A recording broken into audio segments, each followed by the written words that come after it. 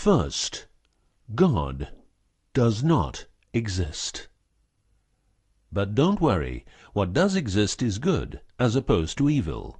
So if you believe in God, you believe in good, and that's as it should be. You are just fine. If you believe in evil, then you probably need a whack on the back of the neck with a big fucking stick.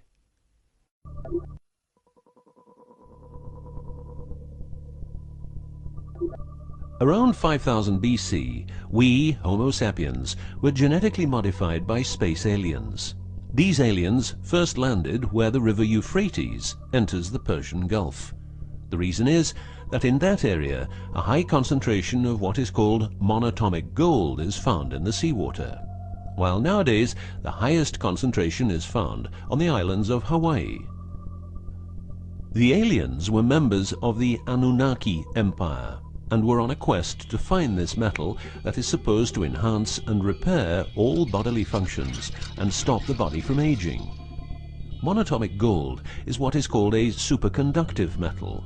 Superconductivity means that if you transport, for example, electricity through a line made of this material, you would not lose any energy as a result of heat dissipation.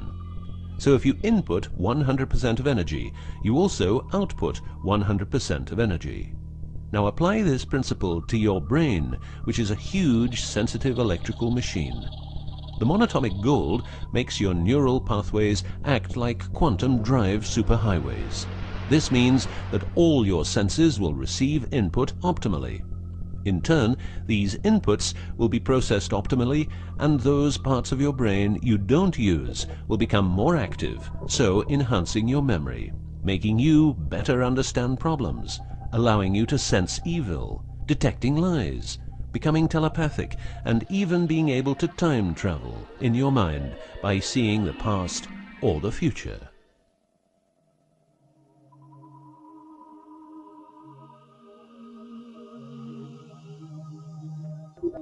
So the Anunnaki, which is the name of the empire which includes races like the Saurian, or as they are called the Reptoids, the Argarians, or Nordics, because of their human looks, and the Greys from Zeta Reticula, were looking for monatomic gold. This involved enormous effort because it had to be extracted from seawater, or by processing it in such a way that the gold, usually in pairs of 8 atoms per molecule, could be separated into individual particles. In this fashion, the monatomic elements were separated from the multi-atomic cousins. In a similar way, uranium-235 is produced. For the use as intelligent slaves, the Anunnaki took a man, let's call him Adamski, and took out a part of a rib. This is because the rib is a part of the human body that can be removed without causing too much damage, and because the rib contains bone marrow, it's a perfect source for DNA. The Anunnaki modified the DNA for a better manipulation of the humans and implanted it into a woman, let's call her Mulva. Mulva then had children with Adamski, and their children were, just like Mulva, genetically modified. These humans worked for the Anunnaki, but not a lot of humans knew about the Anunnaki, and then, for some reason, the Anunnaki disappeared. An interesting detail is that the symbol for human DNA resembles the word Yah, which is God, but surely this is a coincidence.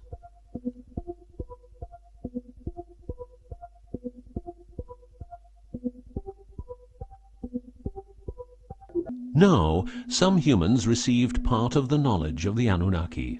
The last known humans were the Jewish people who carried the Ark on their journey from Egypt to the Promised Land. Before them, the Ark was in the lands of the Sumerians, Babylonians, and Tibetans. This Ark, not the Ark of Noah, was known to have powers beyond human imagination. It could levitate and deliver the fire of stars, a dangerous firework-like display of power that occurred when the monatomic elements became unstable. To make them stable again, you needed to know certain secrets, and with those secrets you could preserve the Ark and thus its powers. The humans who were close to the secrets of the Ark had long and prosperous lives. The best known was Methuselah, who lived to the age of 950. Wherever the Ark is, the culture thrives, and over the centuries it moved from Jerusalem to Rome to London, and is now supposed to be in the United States of America. The Ark always moves west, and will always keep moving west. From the very beginning, the people who own the Ark have never given it away, and great care is given to preserve the bloodline's purity of the holders of the Ark. Renowned conspiracy theorist David Icke studied the bloodline of George W. Bush. This he traced back all the way to the Sumerians, a people who lived in the southeastern part of what is now known as Iraq, where the river Euphrates meets the Persian Gulf.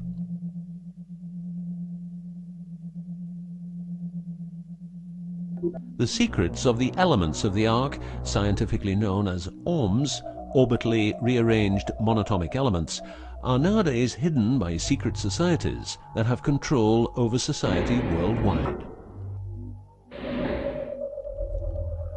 The word ORM is the same as the Hebrew word which means the tree of life. ORMs consist of 8 metals. These 8 metals are ruthenium, rhodium, palladium, and silver, known as the light platinum group, and osmium, iridium, platinum, and gold, known as the heavy platinum group. Gestation of these metals in monatomic form prolongs life and enhances and repairs bodily functions. By following what is called a wide-spectrum diet, we can provide our bodies with monatomic superconductive elements. In other words, by eating a lot of grapes, carrots, all blue and dark red fruit and vegetables, and also much other fruit, vegetables, and fish.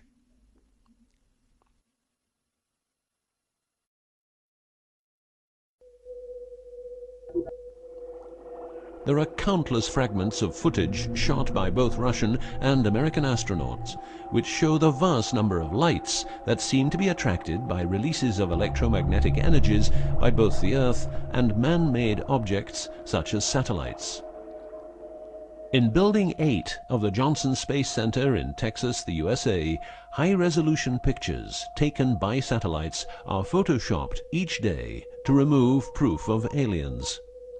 In the film The Secret NASA Transmissions, the footage, it becomes clear that astronauts have grown accustomed to these strange anomalies, and that even in 2000, an unprecedented cooperation between NASA, the Russian Space Agency, and a committee of UFO experts was formed to share knowledge on this subject. To better understand this whole story, a few revelations are in place. Everything vibrates because atoms vibrate, and that is because the subatomic particles are in harmonic resonance, a fancy word for vibration and keeping themselves in equilibrium. Gravity is vibration generated by the presence of mass, and it can be neutralized by altering the harmonic resonance of the gravitational field. In other words, if you generate vibrations, you can alter gravity, and with superconductive materials, the amount of energy needed for generating the vibrations is greatly reduced. A practical example of reducing one vibration with other vibrations is the use of anti-sound. If you instantaneously produce the exact opposite waveform that comes towards you in the form of sound, the sound will cease to exist. This is called destructive interference. One of the forms of creating anti-gravity is called auditive levitation, a method used by Tibetan monks to elevate rocks over 250 meters high and 250 meters distance.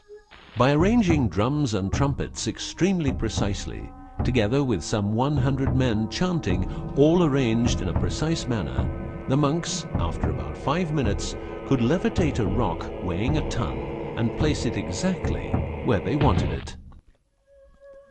Theorists around the world theorize that huge monuments like those of the Egyptians and Mayan people were built this way. Other examples of anti-gravity we find in the vast amount of UFO sightings. These UFO sightings are actually experiments run by governments in their search for anti-gravity propulsion.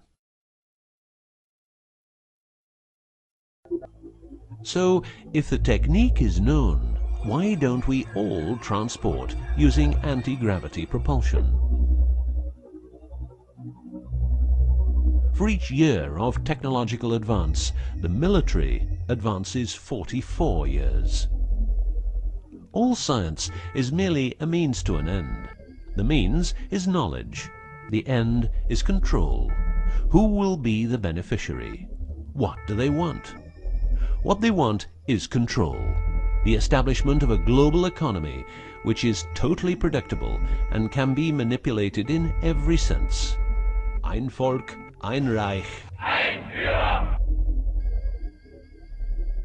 What I am saying is that the vast majority of people is being controlled by the established upper class.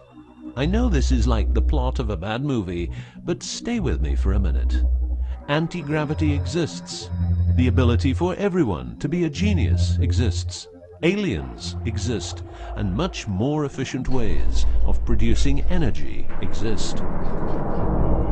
For example, the mighty engine, which produces the same amount of energy as a normal engine, but only using 5% of the fuel a normal engine uses. Or the PAP engine, which without fuel, only driven by the power of zero-point energy and a small amount of noble gases, can deliver 500 horsepower for a period of 10 years. Or the Maternita machine of the Maternita commune, which has delivered 3 to 4 kilowatts out of thin air for the last 20 years. What would be the consequences for the upper class if they lose their monopolistic knowledge? What would happen to them if people would know about the secrets they're holding for us? If I don't need any more gasoline, what would happen? If I don't need any more electricity or gas, what would happen? If I don't need any more medicines from the pharmaceutical industry, what would happen? In order to ensure their powers, the upper class, some call them the Illuminati, handles a strict agenda. The agenda has the aim to prepare the world for world domination, beginning in the US and Europe. According to conspiracy theorists around the world, this is what they are doing as preparation. By the way, these people are extremely smart and fanatic, extremely rich, and they have tried it before. Then they were called the Nazis.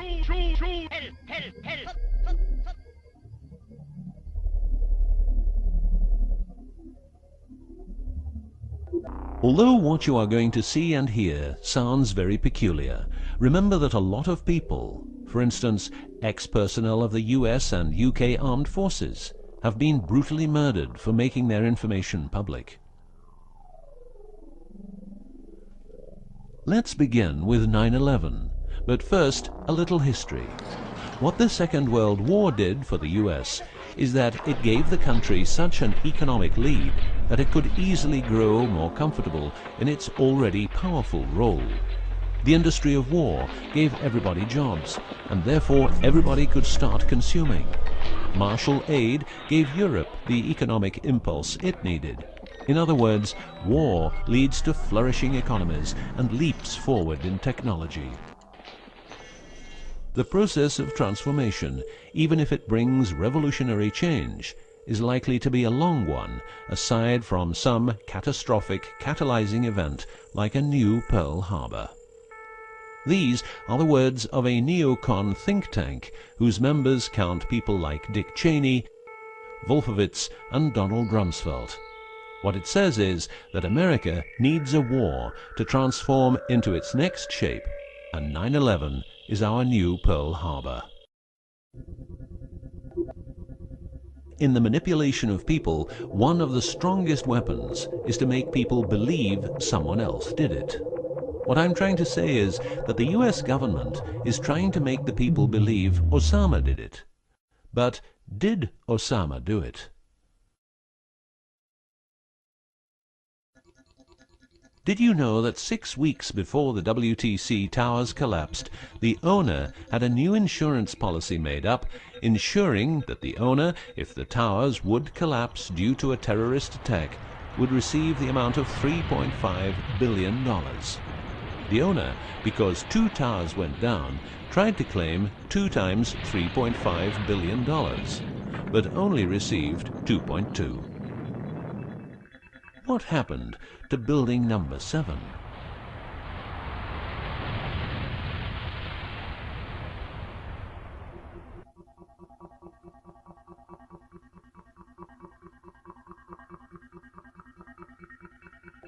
In order to control people who can be a hazard to the bad guys have control of a number of tools. One of these tools is the remotely operated electromagnetic frequency weapon. These use microwave, ELF, extremely low frequencies, and acoustic frequencies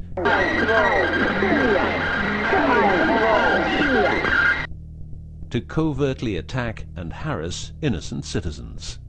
The use of frequency weapons on humans for behavioral control and murder is not new. For well over 50 years, neuro-electromagnetic frequency weapons have been perfected for their covert use in warfare. These classified, non-lethal or silent weapons, as they are known in the trade, have also been perfected by experimenting on an innocent and unsuspecting public since their early development. Directing a beam of frequencies to a human can cause a series of effects. A well-known effect is ELFs causing nausea, headaches, wild racing heart without cause, sudden violent itching in different parts of the body. A frequency weapon can look like this, or like this. Its shape depends on how frequencies have to be directed to the target. Did you know that the US Patent and Trademark Office holds a vast amount of patents for machines which can be used in direct or subliminal mind control systems? Here are a few. Method and system for altering consciousness.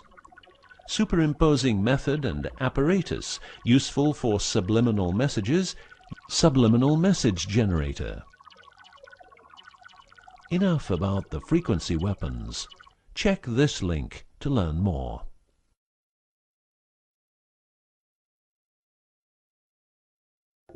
You will realize that to control people, you have to know what they are communicating. So in the 1950s, the UK and USA decided to set up the world's biggest espionage network to make sure all communications between Russians and spies or allies were monitored.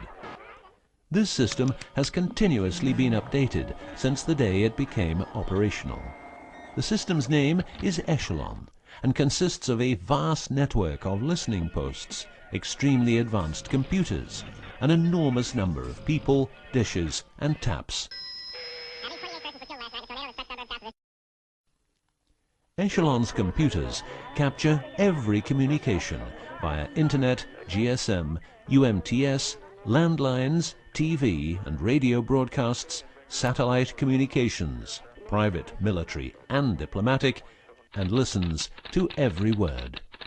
The computers work with a list of keywords, and when a message contains one or more keywords, the message is directed to a specialist who examines the message. If it is suspicious, further action may be taken.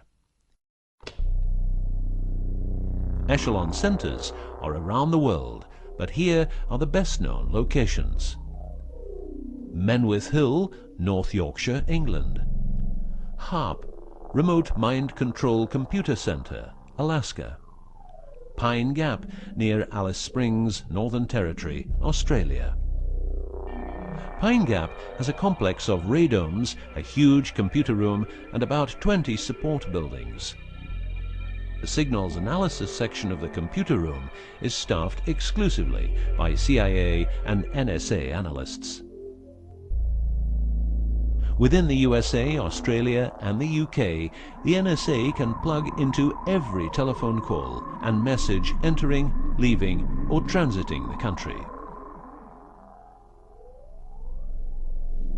The NSA is also constructing a network of towers up to 500 feet high, each tower at a distance of 200 miles from each other and stretching from the east to the west of the US.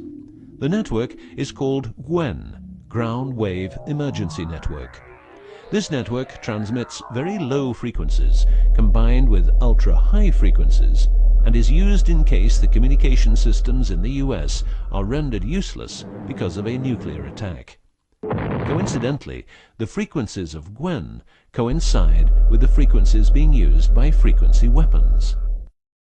Also coincidental is the fact that mobile telephone systems like GSM and UMTS also operate in the same frequency areas as some frequency weapons. To further prepare for global domination, the secret US government, led by the corrupt holders of the Ark, also known as the Illuminati, or the New Global Union, or the New World Order, or just plain Nazis using the Eye of Lucifer as their symbol, has started building since the 1940s large underground bases with every commodity you can think of. These bases are basically large cities underground, connected by high-speed magneto-leviton trains that have speeds up to Mach 2. According to Phil Schneider, the black budget is a secret budget that garners 25% of the gross national product of the United States. The black budget currently consumes trillions of dollars per year.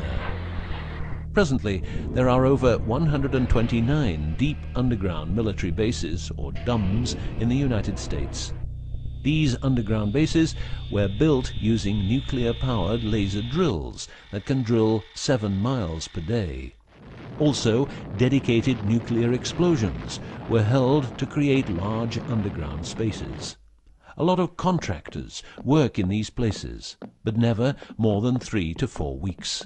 Always under strict supervision, and before entering a site they are warned that if they talk about what they see, it will cost them their lives.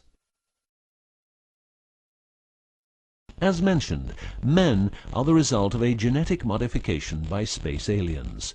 These aliens have been on Earth for a long time and lived in large underground cities all over the world.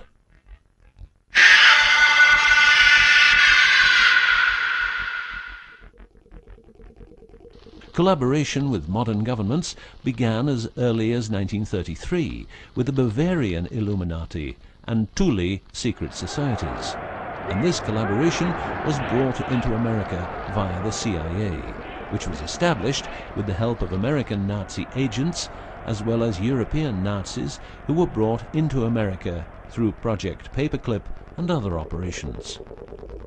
It was agreed that the aliens and the upper-class secret government would help each other, as agreed in the 1954 Greada Treaty. By 1979, the aliens didn't respect the treaty at all, and it was in this year when, at Dulce Air Force Base, a huge underground base was being built, and during excavation, an underground alien city was discovered.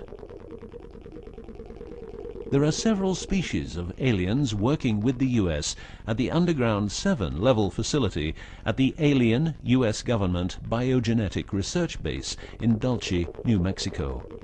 The reason they help the US government is because the aliens need space here on Earth for conducting experiments on humans and storing humans in suspended states for reasons unknown. In exchange, the aliens give the US government technology.